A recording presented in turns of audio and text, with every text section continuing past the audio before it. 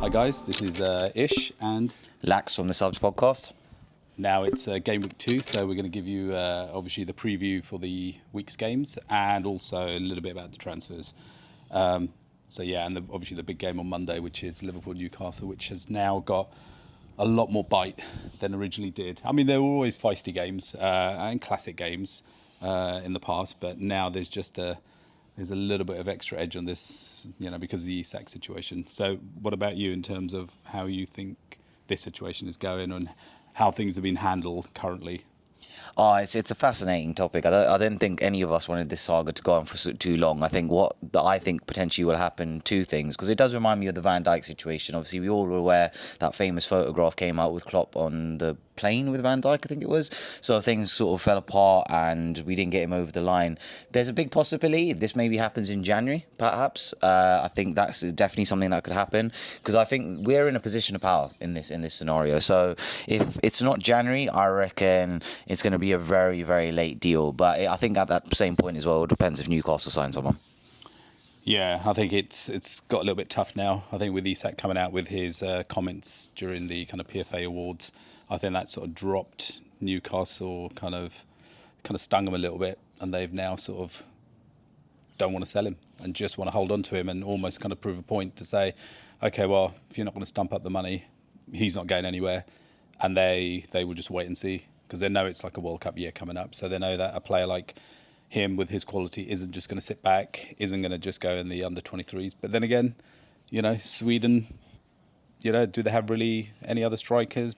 I think they would take him regardless, wherever he decides to sort of sit, whether it be the bench or the first team at Newcastle. And like you said, I think if it doesn't happen now, I think we'll come back in January and buy him then. And if that all else fails and that doesn't happen, I'm sure Liverpool have got plan Bs and plan Cs in the back pocket that they can hopefully.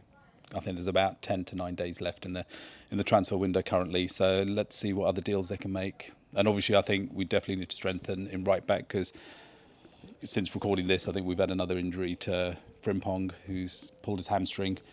So we're definitely short there. Gomez is still coming back, isn't fully 100%. Same with Conor Bradley. So do you think we need to strengthen in the defensive? I would like to say yes, but I don't think they'll put the money down for it. I think if there's somebody they're definitely eyeing up, it's probably Mark Gahey. I think another thing with that, obviously, we're taking Crystal Palace's captain, and we all what happened with the scene in the last couple of days with Eze and what's happened there. So Palace losing two of their biggest players will be massive to them. But I think if we put the money up front, I think that could potentially happen. I think we live in this very strange world with football players where they gain a lot more power, right? I was reading and listening to a few things, if it was TalkSport not earlier in the week and so on and so forth, about should there be disciplinary action for someone like Isak. I think obviously the player wants to come and there's obviously intentions there. They're saying there was promises, stuff like that, to the statement that you mentioned that you put out on social media. So there's a lot of moving parts. But back to your question about defensive duties, I do think it will be Mark Gahey we'll probably go for. I was quite happy with Gomez's performance when he came on. I've got a lot of love for Gomez. You got to remember, he was the man that stood beside Van Dijk when we won the league. He's such a utility player.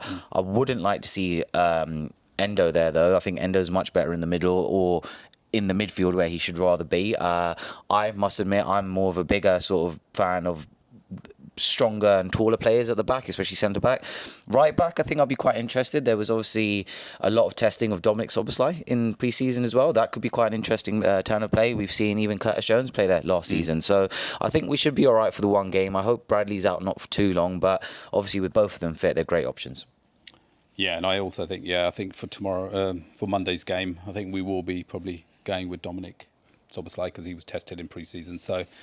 And it's probably nice to have a player with his sort of engine at the back and vision, as long as he doesn't do any back heels, because those will be punished even more and in greater numbers than what we saw in the previous game. But also we've got the games ahead. Let's go through some predictions. So, Alex, tonight's game is West Ham-Chelsea. What are your predictions for that? What are you seeing, considering it is at home at the London Stadium? West Ham did take a bit of a hammering, no pun intended. What do you think? It's a fascinating one because one thing that's come to my head, obviously, this is Graham Potter's former club. You got to remember that. Obviously, he had a horrible time at Chelsea. I think he walked away with millions of pounds after having, I think it was maybe a year there. It wasn't long, or was it? So, yes, he's had a horrible start against Sunderland. I think if I kind of actually predicted that last week on our prediction show that Sunderland would walk away with a result. I didn't think it was going to be 3-0 though. So, to think they could lose 3-0 to Sunderland away, West Ham haven't always been the strongest at home to Chelsea. Saying that, Chelsea were a bit, let's say, sluggish perhaps against Palace, but I think we can all agree Palace are a great side. We did lose to them against them in the Community Shield, and I think Glasner's a great manager, so I think he's obviously going to keep that squad strong. But back to your question about West Ham and Chelsea. I think it's got 2-0 on it. I can't see West Ham scoring. I was watching a lot of the summer series pre-matches. Falkirk did look good, but you got to remember this is the same man who outlandishly came out and said really bad things about Potter in that post-match interview. So I don't really know what the tensions are. I think West Ham haven't bought particularly well. Kyle Walker-Peters was a good signing, but still, again, this is an ex-championship player who played in a really bad side for Southampton. So yeah, I can't see West Ham doing much in front of goal. I can't see Chelsea going crazy either, but I think perhaps you see João Pedro's first goal in the Premier League for Chelsea. And score prediction? Yeah, I'm going to go for 2-0 then. Okay, I think 2-1. I think West Ham to a West Ham win. I think they really have to kind of turn it up. You know, it looks like it's quite a beautiful day today at the London Stadium in front of their fans. Bowen, I think, will be on fire. So I'm hoping that Chelsea continue that sort of sluggish, where the Club World Cup might have taken its toll a little bit. Players are just coming back into kind of early pre-season. So a 2-1 win for the Hammers. And obviously there's a big one tomorrow, 12:30 kickoff. It's Man City against Spurs away at the Etihad. Wow. What do you think? It's a fascinating one because I must admit I'm a big Thomas Frank fan. I think he did some incredible things for Brentford. He did exactly like he said. I said once again, I'll take another good prediction from last week. He obviously got 3-0 against Burnley. Not to concede a goal, I think, considering they had that abysmal last 10 minutes against PSG. Man City have definitely got the strength. I think it's going to be a very high-scoring game, but weirdly enough, Spurs have got some good records at the Etihad. They've walked away with a few good results there.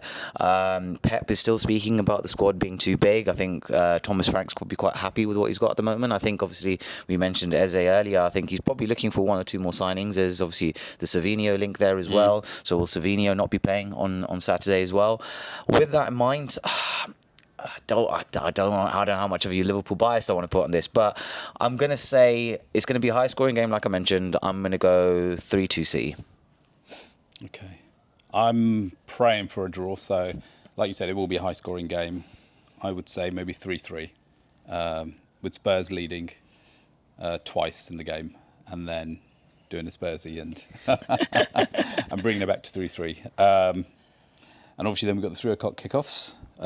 We can run through them a little bit quicker if you want. There is Bournemouth-Wolves.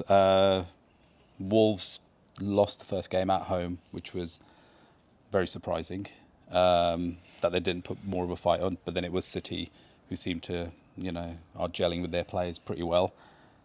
What do you think? Oh yeah, no, I totally agree. One thing I do want to say though, what an absolutely beautiful tribute to Jota and his brother from the Wolves fans on that game. Absolutely amazing. We are always here to support the family as much as possible. With that in mind, no, I do agree. They didn't look particularly good. I think losing Cunha has been massive to them. Ain't Nori's it was a massive missing link. So you've got the creative side on the left hand side disappearing, and then you've got Cunha who actually would set up the goals gone as well. I was reading today there's links with Larson going to Newcastle as well. Maybe that might have turned his head a bit. Maybe he might be a bit out of touch. Bournemouth, again, obviously we played them. They looked really good. I'm going to go for a goal scorer as well. I reckon Semenyo's got a good chance there. I reckon I'm going to go for 2-0 Bournemouth. I think I'm the same. 2-0 Semenyo. It was just looked unplayable at times. And I think the way Wolves have started, I think it's going to be a bit of a troubled season for them. Should I like to see. But, 2-0. And then obviously we've got Brentford at home to Villa. Both, I think, haven't really had great starts so far. Yeah, the Villa game was interesting. Obviously, they played against a Newcastle who don't have Isak, and they didn't do much with it. But then, with that in mind, they went down to 10 men I think it was in the second half. Konza got sent off, and they still managed to hold out. You can obviously tell the PSI and PSR and all the rules have sort of affected the club. They've had to sell Jacob Ramsey as well, things like that. I know that's affected the club because that's another boyhood player, but you've got to remember that's going to be straight profit for them. With that in mind, there's obviously links with Jackson, I've heard. That's an interesting one. We'll see if that one gets over the line. But I think Villa are probably going to nick a win against Brentford. I've got a soft spot for Brentford. I do like what they're doing, but I just think getting a hiring manager internally, don't get me wrong, obviously they did the exact same with Thomas Frank, but they've still got to embed that squad a bit. They haven't got much of a out and out goal scorer. Thiago does look good, the striker who I think he was injured last season and has now come back in his full season. So I'm going to go for a 2-1 away win to Aston Villa. Okay, I think with the Whistler situation still ongoing at Brentford and him also, refusing to train and play, I think it'll be just a 1-1 draw, I think, in my eyes. I think both teams are still struggling. I think they're still trying to find their feet this early on in the season. I think until the transfer window is open, I think a lot of teams will have a lot of upheaval and there'll be a lot of kind of issues like not being able to play players if they are potentially looking to be sold. So I think it'll be a 1-1.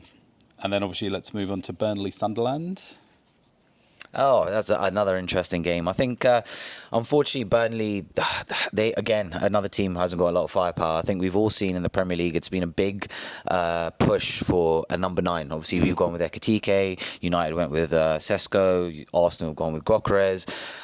I think they've gone for Broja. Broja, somebody who's never really kept fit, has gone out multiple times for Chelsea. I think this is a permanent signing as well, so it's a bit of his last chance saloon. But we all know how great Sunderland were against West Ham. So I'm going to go for... It's not going to be as big of a scoreline, I don't think, because I think Burnley probably are a bit aware of how Sunderland play, considering obviously they were in the Championship with them last season. I'm going to go with a 1-0 win. I don't think it's going to be as emphatic against West Ham. I think because, to your point, they both came up from the Championship. I think they might play almost like a Championship style sort of game. And then obviously we knew Burnley had a very strong defensive, kind of season without conceding many goals. So I think this might go the same way. And I think it will be a very boring 0-0. And here we go. It's the Arsenal at home against Leeds. Wow, okay. I think my heart says Leeds will do a number on them because it's a free hit. They've just come up. They've got a lot of exciting players. They're going to the Etihad they're going to the Emirates. I think the weather's going to be amazing. So again, I think it's made for one of those sort of very lively attacking games. Almost reminds me of a few seasons ago when they first came up and we played them. I think it was like a 3-3. It was like you score, we score, you score, and we score.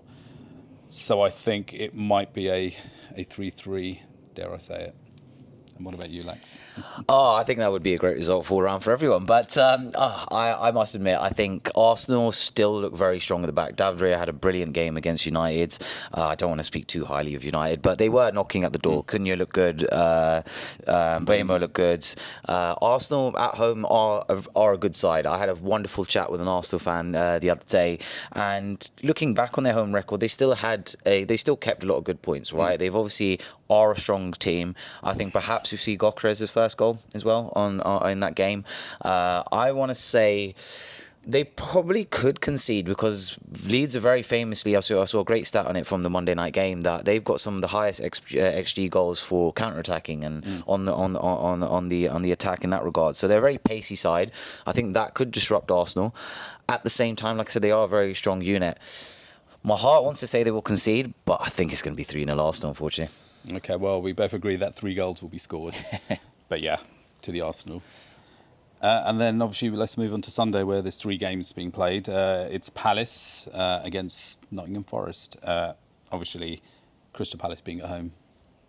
I think this is definitely going to be a Palace win. The news is obviously just broken out that Nuno has had sort of breakdown with the ownership. That's never helpful, right? I saw his press conference earlier today. He's already said that the relationship's gone a bit distant. When that's on the mind of a manager, the man who wants to just look after this club, he's questioned their summer signings. I must admit though, Chris Wood looked great. It'd be great for him to have another good season, because I think a lot of people did write him off for a couple of years. That move from Newcastle to Forest was, a lot of people questioned it, but look how great he was last season. Yeah, he's perfect. To that in mind, I think this is another question of, will Gahey stop? Will there be questions, obviously, with his move, as we mentioned earlier? At the same time, obviously, Palace kept a clean sheet against Chelsea, and Chelsea were meant to be this side that are very attacking, haven't got off the mark. I'm going to go for... I'm going to go for a 2-1 win to Palace, because I think Chris Wood's definitely got something there. They've brought a lot of youngsters, Brazilians, obviously. I think he's from Flamengo and places like that. Don't quote me on that. I do apologise if it's the wrong Brazilian club. But to that point, I think Nottingham Forest have definitely got something about them. They did play well against Brentford, but then I still think Crystal Palace have got something to say. Obviously, Eze will be a big loss. I think they've gone for the Leicester attacking midfielder to replace him, from what I've been reading. But Mateta's going to is still got a chance to do something great there. I'm a big fan of what Mateta does. I think we were even linked at him at one point. I heard about that. And he scored last night in the Conference League. Exactly, there you go. So he's got his shooting boots back on. Chris Wood's already scored, and I just think Palace at home, they're great fans, great atmosphere. So I'm going to go for a 2-1 win to Crystal Palace. Yeah, and I agree. I think it's going to be a 2-1 at home. The crowd, 2-1. And then we have Everton-Brighton. Again, I think this might be a draw, a 2-2 draw. I think Everton, am I right, this will be their first Premier League game in the new stadium, so I know that the whole crowd will be G'd up. And obviously as a Liverpool fan, I don't really want them to kickstart their campaign in that new stadium with a win. So, 2-2. I'm going to leave it as that.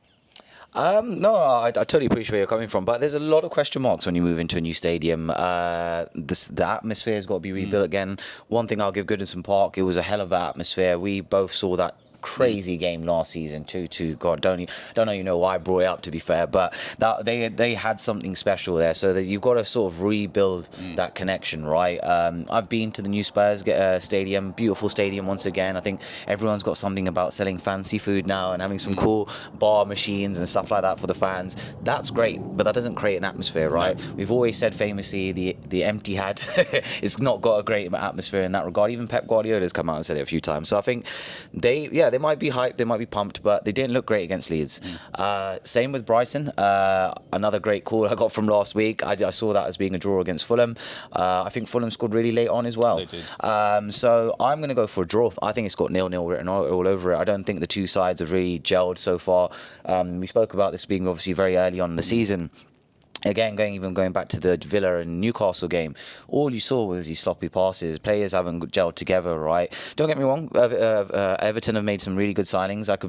Jack Grealish could be really good, or he could be really great, right? Danny Drinkwater's gone. It's not Danny Drinkwater. It's gone. No, Dewsbury Hall. Sorry, got the wrong Chelsea player there. I do apologise. But to that in mind, they brought some interesting little players. There's this big question mark if it's Beto or if it's Barry who's going to be starting as well. So Moyes is sort of a bit question marks over there, and I think, as much as Moyes is that, let's call him the Barclays man in that regard, I think he would probably be one of the longest staying managers in the league in that regard. I just can't see them scoring, and I think Brighton didn't look particularly great, and going, like you said, to a brand new stadium, that might put them off as well. Maybe they're just a bit hesitant away, so I'm going to go 0-0. Okay, well, we both agree it's going to be a draw of some kind. And obviously Fulham at home, great stadium, great fan base against United. I'm definitely hoping that they fully turn up. I was with a Fulham fan yesterday, and he's so excited for this game on the weekend. And there's some really positive kind of signings on the cards for them. So, I think they're on the up. So I think they will, at the Riverside, sun shining, get the beers in on a Sunday. I think they're going to do them. I think it will be a 2-0 victory to them. Ooh. And that'll put United right back to hopefully 15th place. No, I do tend to agree with you. I think Fulham at home has always been a difficult game. I think we lost there, didn't we, last season? We did. So I was at the game. Yeah, so they definitely got something about them at Craven Cottage. The fact that they did get the draw in the end against Brighton, we know they've got a bit of spirit in them. My only concern with Fulham, and I think I might have mentioned this on the last week's prediction, is they didn't buy much in the transfer window. But with that in mind, I think sometimes that might be a good thing, right? We all heard what Mo Salah said at the PFA Awards about. He mentioned Arsenal being favourites this season because they haven't done much to their squad. No. So having the gelling of squads is very important, right? We've brought in so many new players. Chelsea are bringing in so many new players. It does take a while for these things to gel and click, right? But with that in mind, United, though, it's the goalkeeper situation, right? They're saying Annan is fit, but he doesn't want to play him. I do apologise for his pronunciation, but I believe the Turkish goalkeeper who was in goal for United on the weekend didn't look great. That wasn't a foul. That was an absolutely poor attempt. He should have just punched it, right? So they've obviously got goalkeeper issues there. The system as well for me, I don't think it's a Premier League system, right? I was watching a great podcast the other day about just some United fans speaking about what they thought about where the club's going or whatnot. I think about the Conte situation at Chelsea. He had no European football. He played 3 at the back, and he won the league in his first season, right? That's, if you're saying Man United's a big club, that's where they should be heading to. You've got no European football. You should be going out the block and doing everything you can. A lot of United fans have said, "Oh yeah, but look at the good signs. Look at the good signs." And there's this great statistic flying around as well that Amorim now is the manager with the least amount of points in his first few games for a non-promoted club. That says a lot. So that obviously shows he still isn't getting the results. So if we're going to go for a result, considering they haven't scored yet, but they did look good against Arsenal, I am going to go for 1-1. I do want to go with you and go for a Fulham win, but I just think there's still so much United can potentially offer. They didn't score, obviously. Like I said, Arsenal was a great defensive unit when they did play. But players like Mbeumo and Cunha have made a lot of attempts. I think both of them were like behind. I think it might be Saka. I might be wrong there. But they had a few man of the matches performance from last season. So they bought good. I think in a game like that's potentially where they could do it. So yeah, I'm going to go for 1-1. And something I think my only concern with United is they always are up for the big games, like the big 6 games. It's just when they have to go away and get a performance, it always feels like they fall flat and get a walloping, like last season. But yeah, I guess being a Liverpool fan, I want United to get walloped as often as possible. Why am I being so friendly today?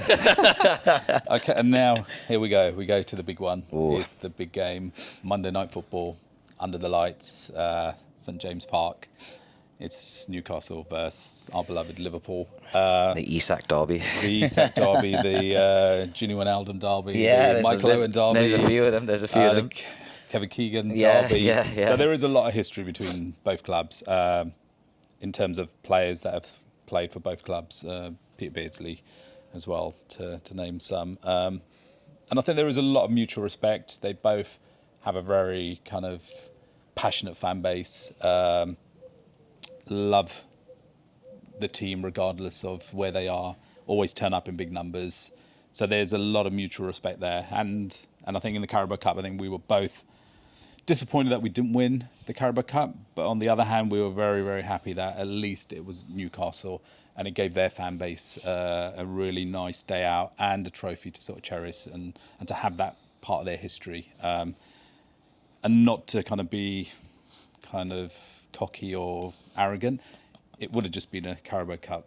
You know, it would have been nice, but for us, it was always about the Premier League.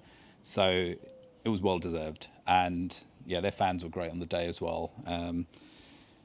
But that being said, since the summer, I think there's been a lot of, it's come to a head right now.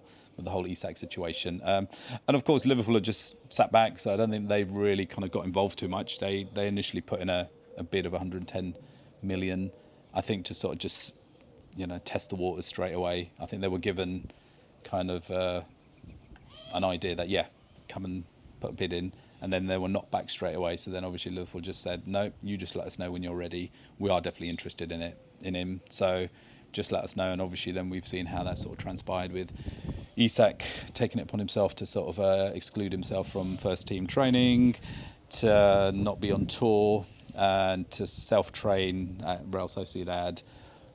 And then obviously coming back and saying, regardless of the situation this summer, he's not going to play for Newcastle. And obviously then that statement that came out just a couple of days ago, which sort of said there's a lot of promises were broken. And not necessarily meaning promises of leaving the club, but promises of, a contract being given to him and offered more pay. And under the circumstances, I think, he is due a pay rise. If you're going to value him at 150 million, then obviously you can't just be paying him 120,000.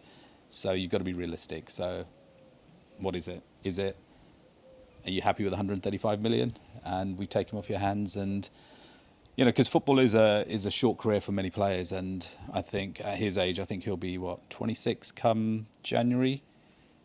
He just knows it's going to be like the last big push, and he knows that Liverpool, with the big recruitment we've done this summer, are we going to go again next summer with another big recruitment push? I don't think so.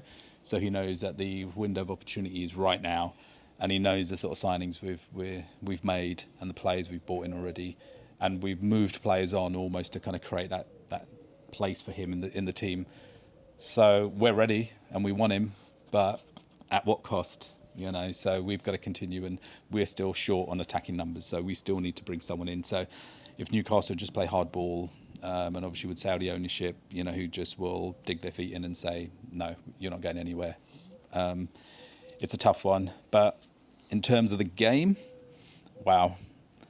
I mean, I've seen some memes and pictures come out where I even just read something now that Motoro Endo's given everyone gum shields. Yeah. So that's gonna be good. Plus Gakpo wearing his sort of baseball hat and carrying a bat with him. I think it's going to be a feisty affair. The crowd are going to be well up for it. It's going to be a beautiful night of football. I think it's going to be high scoring, and I think Liverpool will. Yeah. I think it'll be a 4-1 win to Liverpool. And I think then Slot should go into the manager's office on the other side and say, look, just hand him over. I totally agree with you there. It's a fascinating one. Like, I'm not here to upset many Newcastle fans as much as I'm sure a lot of comments we've said probably aren't the best of things to hear, right? We all know Newcastle have not had the best of transfer windows, right? We can name almost probably a full 11 of players that they missed out on, right? And then for them to lose their key man is going to be massive, right? So if it happens, obviously, I think that's going to be huge for us. We're going to obviously have even more firepower, but then they keep him, it could be a whole different story for them, right? Because I think it's a funny one, what we're seeing in football right now, because I kind of go back to it as somebody being employed, right? If somebody says to you, oh, will you willing to take a pay cut? Or listen, we're going to fine you every day if you don't come into work. Like, you've got to look at it like that, right? You see all the crazy stuff that's happening over in Barcelona, for example, right? They're using all these tactics to get players into the door, but they're literally playing with these people's lives, right? I appreciate what you said earlier about the age comment. He's obviously thinking about what's next for his career. As you said as well, like, anything can happen in football. You could be injured tomorrow, or you could be on a 6-game winning streak, scoring every game, goals and assists, you name it, right? I think losing Frimpong again, like we mentioned in another segment about what that's going to do to the team. I think one thing, again, I think we spoke about this on the post-match post-match analysis, for the Bournemouth game. I did see Slot having this inverted fullback play, right? So if it is a Sobosai that comes in or a Jones, I think that could be work quite well. Obviously, we'll have Gravenberch back as well, so I think defensively it will look quite good. I do hope both, to be fair, more Konate. I think we can all agree Konate looked quite leggy against Bournemouth. It did not look particularly great. I think it's a bit too early in the day maybe to bring in Leone, but I'd love to see of him to at least get some game time later in the season. I think as well, another statistic which is fantastic of our club at the moment, I think we're expected at least 2 goals every game at the moment. We are a powerhouse when it comes up front. Forward. Yeah, so I think there's definitely goals in it, but I don't see any goals for Newcastle. That Villa game, in my opinion, was horrendous. They did have attacking threats. I think Alanga is looking quite good. Gordon's always got something to say. He's a very feisty little player. We've been linked with him a few times, but I think he's ex-Evertonian, though. Yeah. He might be Scouse, but he's blue. And with that in mind, I think I think we've got a 2-0 on it. I don't think it's going to be as... Like, there'll definitely be crazy moments, right? I think there's probably a guaranteed cheeky yellow card to a Joel Linton or a Bruno Guimaraes, right? They're going to be very proud. I think we've seen, going back to the statements and stuff like that, I think when the Isak statement came out, Bruno Guimaraes just put a picture out of himself, right? So they're very proud to be at that club. It's a great fan base, as you said earlier. Really got a lot of love and respect for Newcastle. Wonderful city as well. And it's interesting because we speak about this Big Six ruling and all that sort of stuff, right? Like, they have, I would say, I'd be happy to put my hand up, they have been screwed over a bit, right? Both them and Villa are dealing with these PSR rules. You've got to remember as well, obviously, going back to that United game with Villa, they could have been in the Champions League as well. They lost out on goal difference. So we know they're a good side. And again, obviously, yes, well done to Newcastle with the Carabao Cup win last year. I don't think that's the same Newcastle side, though. I think some of the players that they have brought in were to probably suit Isak, but Isak now not staying. So if we're going to see Gordon doing this false nine thing again, I think that's where they probably will struggle. I think we've got the capability of getting a clean sheet. I think Slot knows that we are a defensive side. That was one of the first things he's come out and said, is that we are leaking too many goals. I think that's probably been a big priority this week, just training and defending our set pieces, defending counter-attacks and stuff like that. Because I would say, yeah, Elanga is a threat, Gordon is a threat, but I'm going to go for 2-0. I think this could be our first clean sheet of the season. Yeah, and obviously with Isak not playing, that obviously takes away a massive chunk of their threat. And in a way, I mean, it could be quite a great tactic that you go in for a player knowing that you might not get him and you probably won't get him, but then it kind of forces them not to play him in this sort of big game. So last season he did score against us and in the Carabao Cup final. So it's a great tactic because it means, you know, their biggest threat, and our kind of biggest threat from them is obviously Isak. So yeah, 4-1 for me. So yeah, so that's our kind of match day kind of predictions. We will be back after Monday to sort of go through a kind of review of what happened over the weekend and some of the big talking points, and hopefully we'll be into that final run of transfers and seeing if things are going to speed up in sort of different positions for us, like defensively and going forward attacking. But I'm really looking forward to it. I'm really excited for this sort of game week 2. Some big games, and yeah. Let's keep on going. The Champions runs has started off well. We were one of the first couple of clubs to get 3 points on the board as well, right? Not mentioning a certain United who couldn't get 3 points. Even Chelsea, right? They only got the draw there against Palace, right? So getting a win off the card straight off the bat was great. I think the response again from the 2 goals conceded against Bournemouth. I'd love to even see Chiesa do a thing. My love for Chiesa, the chant. We all know how great it is, right? I'd love for him to have a cameo again on the weekend. Yeah. I think Ekitike's up there for goals as well. To that point, there could even be more cards there than there is goals in the Newcastle game. But I think the Premier League's got off to a great start. It was a great weekend of fixtures. I think even the Monday night game was great as well. There's so many different factors now in the Premier League. I think these Championship sides have come up and shown that they're here to fight. Not sitting back. No. Leeds have invested heavily. Some of Sunderland signings are great. Xhaka has obviously come in for ex-Arsenal player, great captain, given the captaincy as well. Yeah. Straight off the bat, obviously shows that they're willing to keep faith in him. Obviously, there's a couple of other clubs that have maybe struggled, maybe clubs we didn't see do particularly well. Obviously, we mentioned things like West Ham and stuff like that. Even going back to the Villa-Newcastle game, very sluggish, a lot of balls not being played. So it is, I'll admit, it's only game week 1, but we're now on game week 2, so I'm excited to see what happens in the rest of the Premier League this week. Yeah, and I think for me, the player of the week, or the player, or the sub of the week, will be Mo Salah, of course, after winning the PFA Player of the Year award. So I think he'll have that extra bee in his bonnet. Not that he needs any encouragement. And if Newcastle, with their fan base, aren't going to expect their team to sort of just sit back and, just have attack upon attack on them. So I think it's going to be a very open game. So yeah, I think Salah will get himself an assist and hopefully 2 goals. Yeah, great shout. I could be different and go for a different sub of the week this week, but I must admit, I think that's a great shout. I think Mo Salah with his PFA awards, great achievement, right? Only player to get three in a row, three separate awards. I think the club here is in a very great standpoint. I saw a wonderful quote from Van Dijk this week describing the club as a brotherhood. We've got great facilities. The club's in a great trajectory. So I'm going to agree with Ish on this one. I'm going to go for our sub of the week being Mo Salah. I reckon a goal and assist. I reckon I'm going with Ekitike to be the other goal scorer, considering I went for 2-0 against Newcastle. So, yeah, Salah and Ekitike to score in the Newcastle game. So that's my thoughts.